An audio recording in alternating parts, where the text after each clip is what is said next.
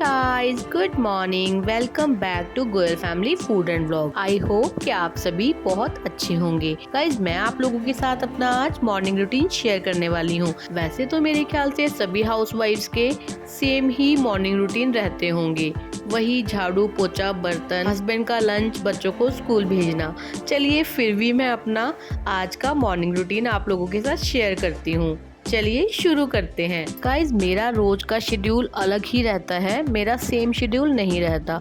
जैसे कि अब आज फिलहाल मेरे हस्बैंड नाइट ड्यूटी से अभी सुबह मॉर्निंग में घर आने वाले हैं, लेकिन आज वो थोड़ा लेट आएंगी। बेटा अभी सो रहा है, उसकी आज छुट्टी है। मैं काफ़ी देर से उठी हुई हूँ। मैंने अपने छोटे मोटे काम ख़त्म कर लिए हैं, जैसे कि योगा, एक्सरसाइज, गर्म पानी पीना, फ्रेश होना, ब्रश करना, मतलब सभी काम मैं अपने ख़त्म कर चुकी हूँ। फिलहाल मैं रूम में आ गई हूँ। मुझे आज इस रूम की चादर को बदलना था, तो मैंने सोचा पहले इसी से स्टार्ट करती हूँ, क्योंकि दूसरे रूम में अभी बेटा सोया हुआ है। चलिए फिलहाल मैंने इस बेड की चादर को साफ सुथरा करके बिछा दिया है। सभी के घरों में एक आधा रूम तो जरूर ऐसा होता है जो बहुत कम यूज होता है, तो मेरे घर में भी एक ये रूम है जो बहुत कम यूज होता है। इसकी चादर जल्दी से गंदी नहीं होती, तो हस्बैंड बोलते हैं क्या जरूरत है बदलने की, लेकिन लेडीज का मन तो बिल्कुल भी नहीं मानता। ऑब्वियसली हफ्ते और 10 दिन के अंदर तो हमें चादर को बदलना ही पड़ता है।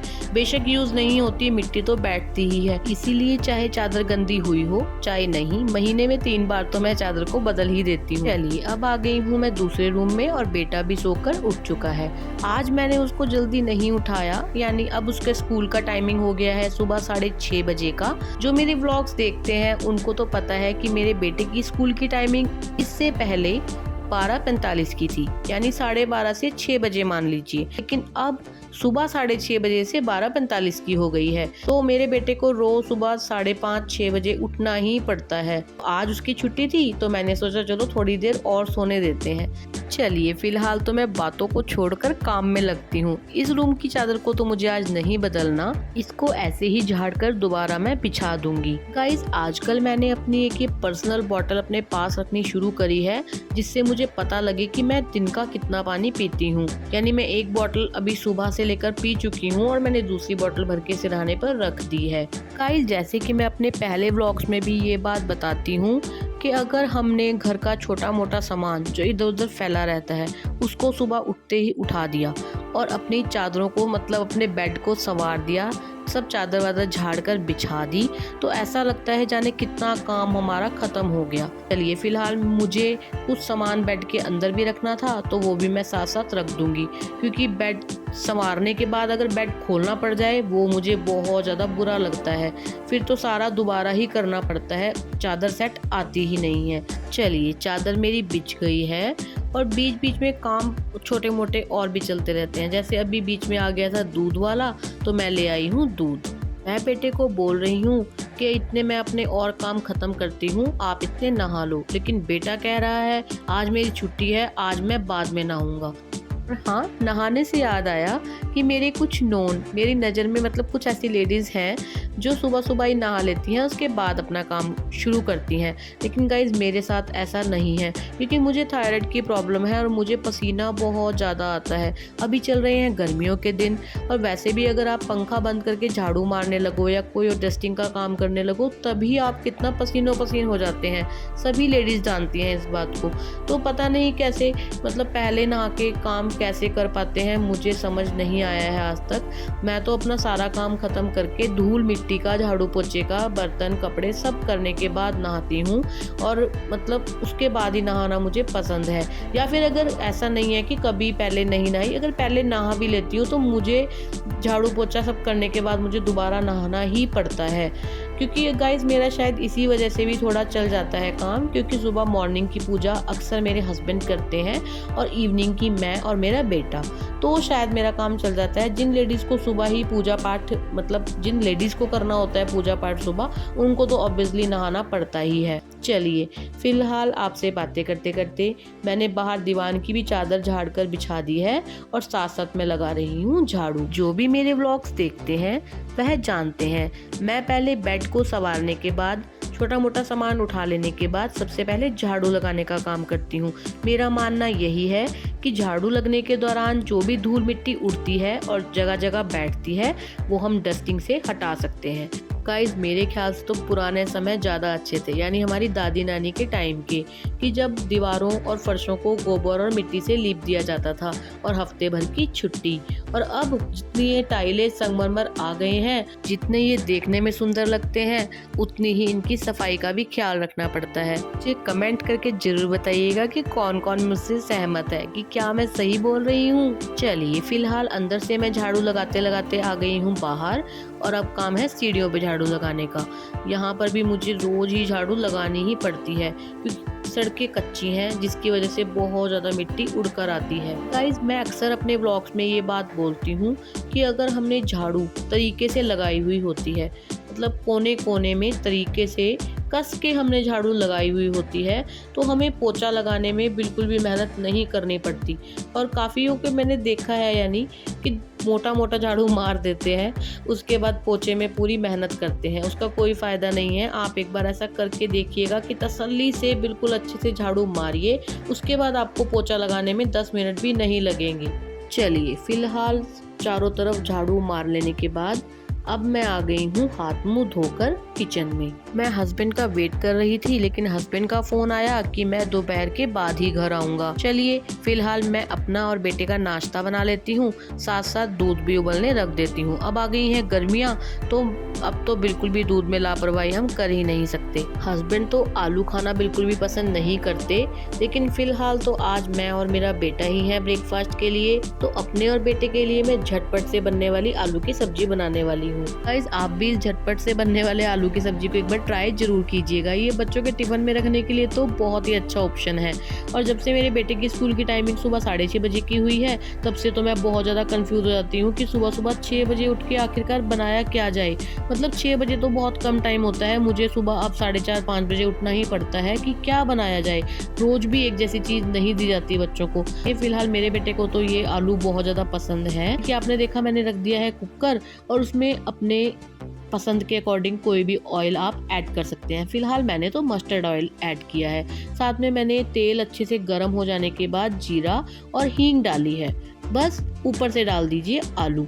फिलहाल मैंने बहुत हाथ रोक के ऑयल यूज़ किया है। अगर इस सब्जी में हल्का सा अच्छा ऑयल यूज़ किया जाए तो ये सब्जी बहुत ही लाजवाब बनती है। और सुबह ब्रेकफास्ट में सूखे आलू और पराठी, साथ में हो जाए गर्मा गर्म चाय, तो कहने ही क्या। चलिए फिलहाल मैंने जो बेसिक मसाले होते हैं, मतलब रसोई के, वही मैंने इसमें ऐड किए हैं।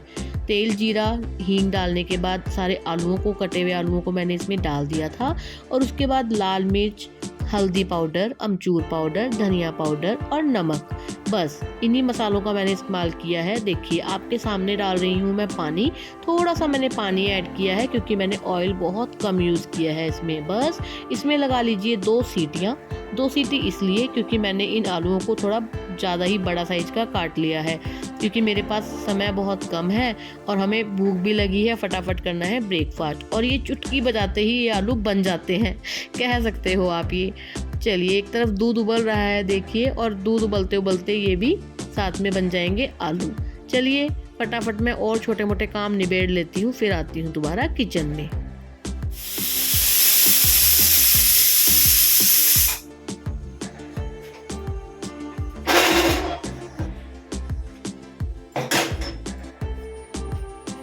मैंने किचन से निकल के अपने बाल बांधे ही थे कि कुकर में सीटी आ भी गई। चलिए मेरा तो और कोई काम इतनी देर में खत्म नहीं हो पाया। चलिए सब्जी तो बनकर हो गई है तैयार, वो मैंने रख दी है साइड में। और एक तरफ मैं बना रही हूँ चाय, और हाँ दूसरी तरफ पराठे। चलिए अब मैं आपको फटाफट से कुकर खोलकर दिखाती हूँ कि सब्जी कैसी बनी है।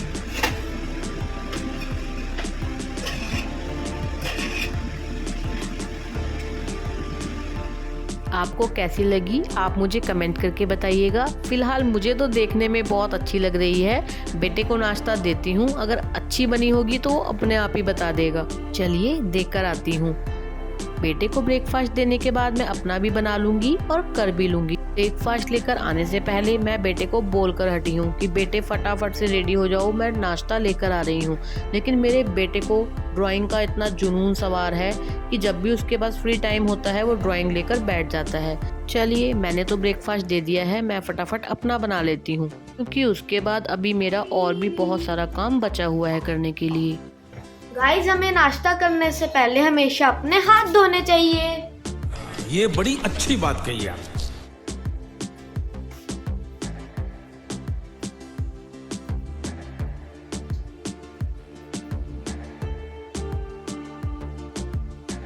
मम्मा, जवाब ला बनी है एकदम रोटी। जवाब ला एकदम बनी है रोटी। अरे कहना क्या चाहते हो? एकदम ही जवाब ला बनी है रोटी। चलिए, इसके कहने का मतलब तो आप समझ ही गए होंगे। नाश्ते पानी का काम तो हो चुका है, अब मैं आ गई हूँ अपने बाकी काम करने के लिए, क्योंकि मेरी ये थोड़ी कमजोरी है। अगर मैं नाश्ता करने के बाद थोड़ी देर भी बैठती हूँ तो मुझे आलस घेर लेता है बुरी तरह। इसीलिए मैं फटाफट से नाश्ता करते ही उठने की सोचती हूँ। गाइस, अक्सर हमने देखा है कि हम ना नीचे नीचे तो डस्टिंग कर देते हैं, थोड़ी ऊंची जगहों पर डस्टिंग करना हमेशा रह ही जाता है। ये अलमीरा जो आप देख रहे हैं ये बहुत ज़्यादा ऊंची है। आप देख सकते हैं कि 3 कुर्सियां मैंने एक दूसरे के अंदर डाली हैं, उसके बाद भी मैं इस अलमीरा को कवर नहीं कर पा रही। मतलब बहुत ज़्यादा ऊंची होने के कारण और दरवाजे के बिल्कुल पास होने के कारण ये बहुत जल्दी ऊपर से गंदी हो जाती है। बाकी तो बंद है, अंदर से तो इतनी जल्दी गंदी नहीं होती, ऊपर से बहुत जल्दी गंदी हो जाती है। और झाड़ू वाड़ू तो मेरा सब काम हो ही चुका है। मैंने फिर भी सोचा चलो कोई बात नहीं, मैं इसको ऊपर से तो आज साफ करके ही छोड़ूंगी। चलिए, फिलहाल जो काम ठान लो वो तो हो ही जाता है, और टालते रहो तो टालते रहो, वो तो आपके अपने ऊपर है। और इन छोटे मोटे कामों में बेटा भी मेरी हेल्प करवा ही देता है। आज वो घर है तो मैंने सोचा थोड़ा उसका फायदा उठा लेते हैं।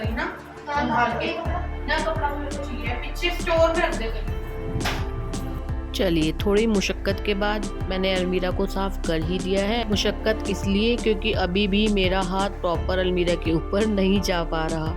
चलिए, जैसे तैसे अलमीरा तो साफ़ हो गई है, अब फटाफट से और बाकी काम ख़त्म कर लेते हैं। पर गाइस, जैसे कि मैंने आपको पहले भी बताया है कि सेम शेड्यूल तो होता नहीं है।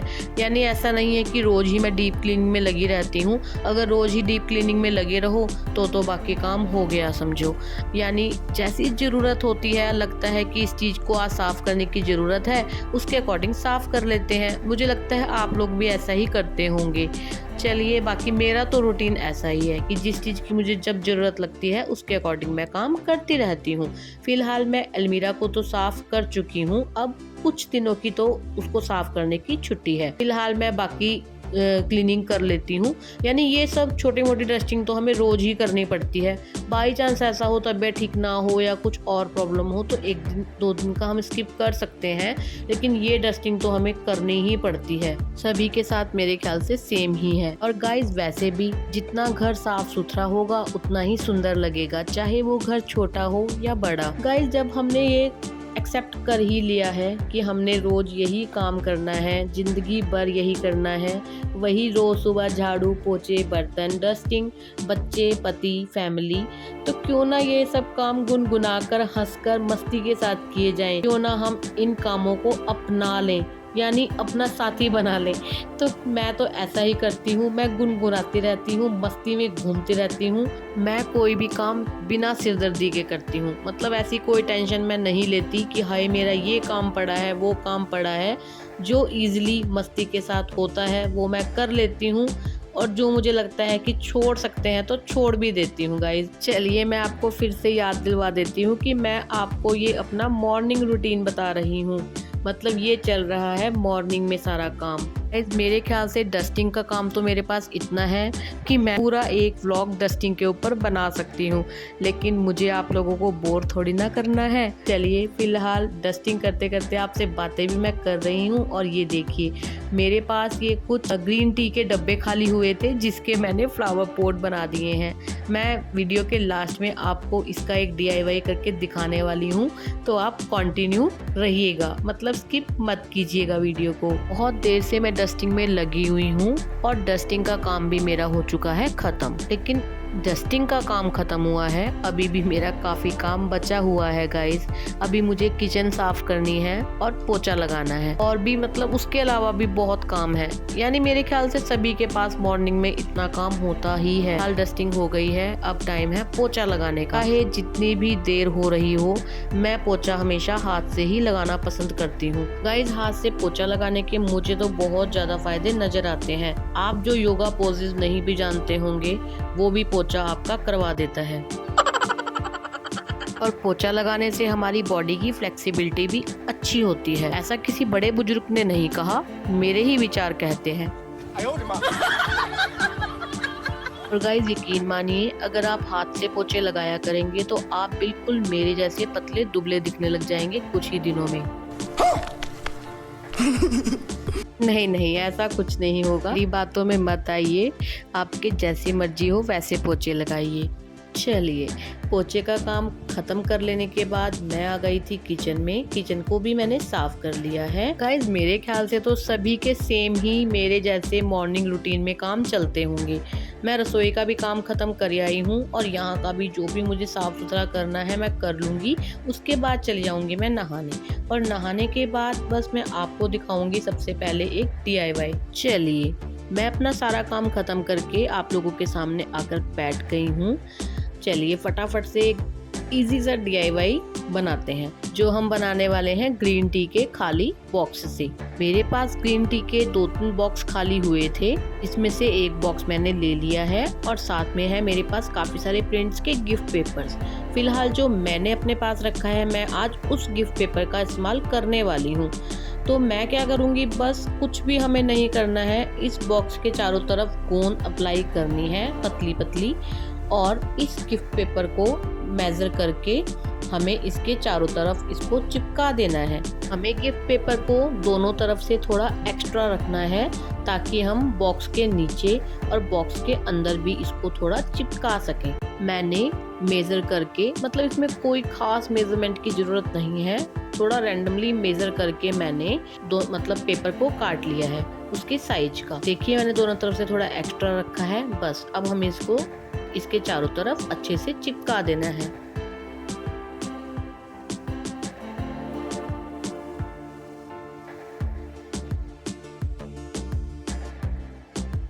मैंने चारों तरफ इसकी गोंद लगा दी है, और ब्रश पर थोड़ा पानी लगा के उसे भी थोड़ा थोड़ा अप्लाई किया है, क्योंकि हमारी गोंद बहुत ज़्यादा गाढ़ी है।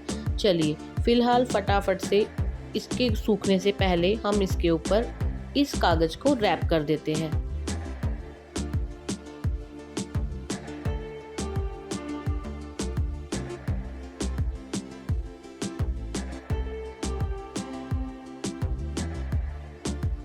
अब जो दोनों तरफ एक्स्ट्रा कागज है उसको इवनली चिपकाने के लिए मैंने थोड़ी थोड़ी कटिंग कर दी है, मतलब कट लगा दिए हैं कागज में, और बस अंदर की तरफ गोंद लगा लगा के मैं उसको चिपकाती रहूंगी। गाइस फिलहाल तो मेरे पास गिफ्ट पेपर था जो बहुत ज़्यादा पतला है।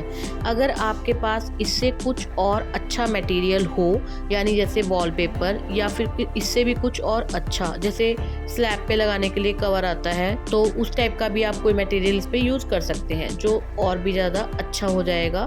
तो ये है कि कागज़ है, जब आपका मन इससे भर जाए इसको उतारिए और दूसरा रैप कर दीजिए, यही हो सकता है। मेरे पास तो फिलहाल यही था, तो मैंने इसी का इस्तेमाल कर लिया है। देखिए मैंने इसको अंदर की तरफ चिपका दिया है। सेम इसी तरीके से हमें यहाँ पर भी इसको अंदर की तरफ हल्का हल्का कागज पर कट लगाकर चिपका देना है। चलिए मैंने अच्छे से दोनों तरफ से इसको चिपका दिया है, और चिपकाने के बाद मैंने इसको कम से कम 15 मिनट के लिए सूखने के लिए भी रख दिया था, और बस हमारा DIY तैयार हो गया है। कितना इजी था ना, और कितना यूज़फुल। मैंने इसको as a flower pot use किया है। ये देखिए ये फ्लावर्स हैं, अगर हम इसको ऐसे ही रखेंगे तो डब्बा बहुत हल्का है, तो ये गिरने का डर है। तो इसके अंदर मतलब पहले फ्लावर्स रख दीजिए, और कोई भी किसी तरह की बजरी है या फिर वो जो स्टोन्स आते हैं उस टाइप के, वो आप इसके अंदर डाल दीजिए, ताकि नीचे बेस बना रहे और हमारा पोट गिर न पाए। देखिए ऐसे ही मैंने दूसरे डब्बे का भी दूसरे गिफ्ट पेपर से उसको रैप करके एक और फ्लावर पोट बना लिया है। कि डब्बों को फेंकने से ज़्यादा अच्छा है कि हम इस तरह से इसका यूज़ कर लें। आप इस डब्बे का किसी भी तरह यूज़ कर सकते हैं गाइज, वो आपके ऊपर है। फिलहाल मैंने तो दोनों का ही फ्लावर पॉट बना लिया है। चलिए मैं अपनी वीडियो का यहीं पर एंड करती हूँ। मैं मिलती हूँ आपसे नेक्स्ट व्लॉग में। आपको मेरी वीडियोस कैसी लगती हैं प्लीज़ मुझे कमेंट करके जरूर बताइएगा। और हाँ, चैनल को सब्सक्राइब करना, वीडियो को लाइक करना बिल्कुल भी मत भूलिएगा। तब तक के लिए good bye and take care.